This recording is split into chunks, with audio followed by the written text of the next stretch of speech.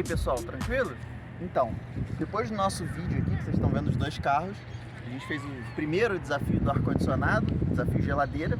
Então eu resolvi explicar um pouquinho de como funciona o sistema do ar-condicionado do carro, que nada mais é do que o sistema de ar-condicionado do ciclo comum, né?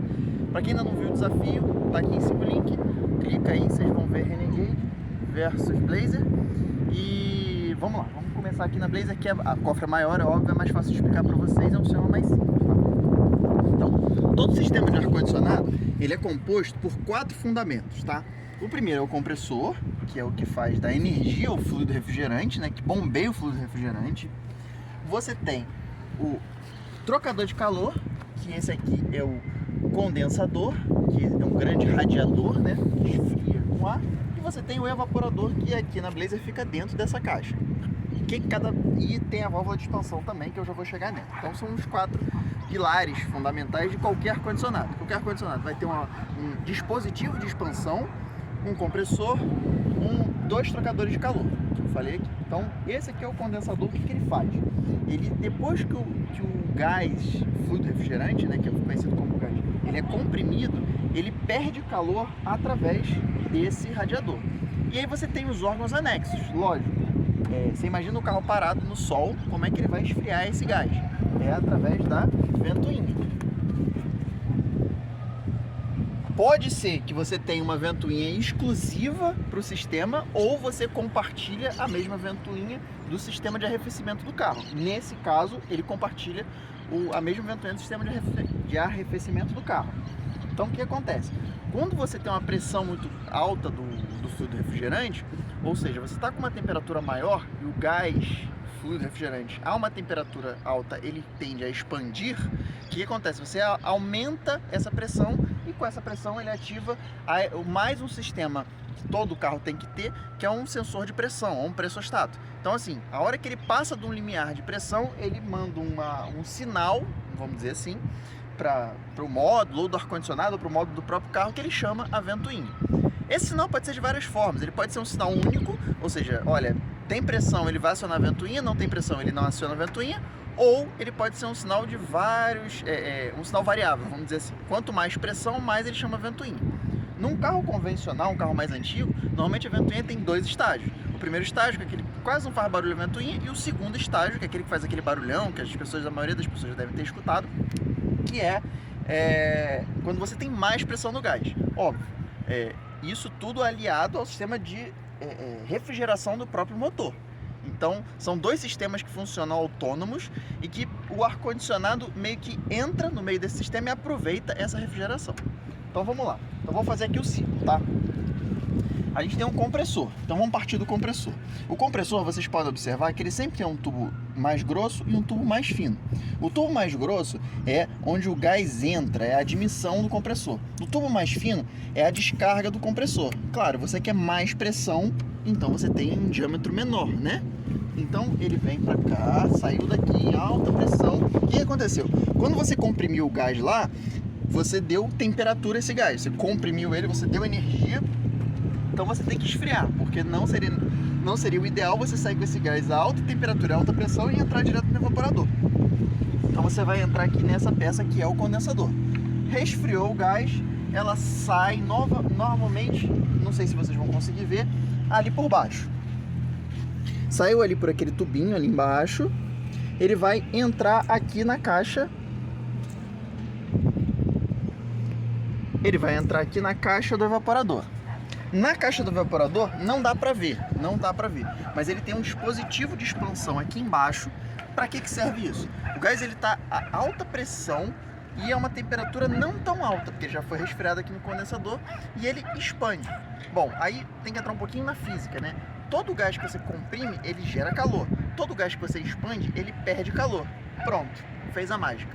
Então você tem um gás que está a alta pressão, numa temperatura não tão alta, a 40 graus, a 30 graus, depende do tempo de funcionamento, depende do dia, depende de muita coisa, e isso aí você acarreta no rendimento, né, do ar-condicionado. Então você expande o gás, e aí o que acontece? Ele perde calor. Se vocês tiverem curiosidade, pega uma ampola daquela de vacina, de médico, segura a ponta dela e aperta, vocês vão ver que ela vai esquentar. Se vocês fizerem o inverso, tira todo o ar dela, bota o dedo aqui, puxa, bota a mão, ela vai ficar gelada. Isso é um princípio físico de todo o gás. Então, o ar-condicionado, ele usa esse princípio físico. Então ele expande o gás, ou seja, ele diminui a pressão, ele tem uma válvula que diminui essa pressão. Essa válvula pode ser fixa, essa válvula pode ser variável, essa válvula pode ser termostática. N modelos, não vou entrar nos modelos, mas enfim, é algum dispositivo de expansão que ela vai expandir esse gás e aí fez a mágica. Então ela passa esse gás que já está a baixa temperatura, mais ou menos em torno de 6, 4 graus, ela não chega a zero, porque senão ela congelaria, né, e viraria um bloco de gelo. Então cada sistema tem uma temperatura que chama temperatura de evaporação diferente, mas entre isso aí, entre 4, 6 mais ou menos, ele vai passar dentro da serpentina, tem outro ventilador aqui dentro, esse ventilador é o que vai empurrar lá para a cabine, o ar gelado, e esse gás não para aí, isso é um circuito fechado. Então ele vai sair por aqui, vocês notem aqui como é que o diâmetro é maior. O que acontece, né? Esse gás, eu esqueci de falar isso, ele sai do compressor de forma gasosa, ele chega na válvula de expansão numa mistura, ou seja, ele tem gás e líquido, e aqui ele tem que sair em forma gasosa, porque o compressor ele não pode comprimir na forma líquida. Então ele sai daqui, o que tiver de resto de líquido ainda, ele fica nisso aqui, que é o filtro secador, já diz o nome, né? Até com que ele evapore, e o compressor succiona ela de novo e volta novamente o ciclo. Então, é obrigatório ter esse filtro secador? Não, nem todo equipamento tem o filtro secador.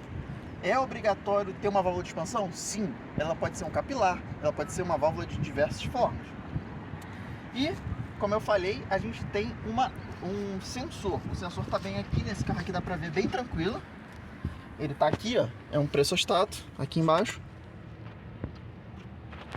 que ele serve para proteção do sistema. Se você passar da pressão, normalmente deve ter mais outro em algum lugar que eu não estou conseguindo enxergar, mas ele deve ter dois. Um que é de proteção, se a pressão ficar muito alta ou muito baixa, ele mata o sistema. E quando ele está funcionando dentro do range normal, ele serve para comandar a ventoinha do carro. Então é basicamente isso.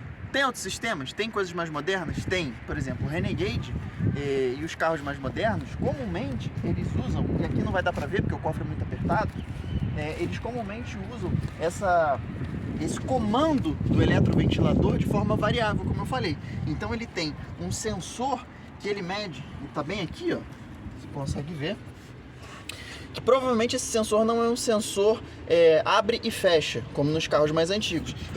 Certamente ele tem uma graduação que faz com que o módulo entenda dele acelerar a ventilação ou diminuir a ventilação do condensador do carro. Para que serve isso, William? Bom, você imagina que esse carro, o ar-condicionado, e todos os outros carros, ele tem que funcionar ar-condicionado com um carro parado e a 150 na estrada, 180, 200 km por hora. É óbvio que a passagem diária é muito diferente. Então, para que serve isso? Primeiro, para você não quebrar a ventoinha, porque numa velocidade tão alta dessa, se a ventoinha ela entrasse, poderia ser que ela quebrasse. Então, você não precisa da ventilação.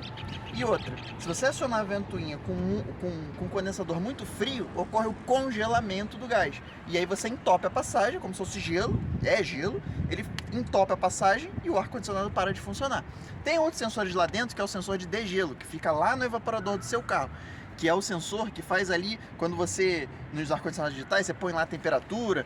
O carro, os modelos automotivos, eles costumam usar o próprio água quente do carro para fazer essa mistura, né? Que é aqui a água quente do carro, isso aqui dá para ver bem tranquilamente, que faz um misturador lá dentro. Mas ele também serve para se congelar, ou seja, você está andando muito rápido, ou está num dia, por exemplo, de chuva e frio, você liga o ar-condicionado, por exemplo, para desembaçar o vidro. Para ele evitar que congele e que passe, o ar-condicionado pare de funcionar, ele tem essa válvula dentro que ele para o funcionamento do carro por alguns instantes até que isso tudo descongele e ele volte a funcionar. Então esses são os principais, de uma forma bem simples, bem leiga. É óbvio que tem muito mais, cada carro tem sua particularidade, mas basicamente é esse o funcionamento do ar-condicionado. Curtam, compartilhem, mandem para os amigos que não entendem de ar-condicionado. Quem entende também, se você ficou com alguma dúvida, manda aí no chat aí que eu tento explicar. Beleza, galera? Até a próxima.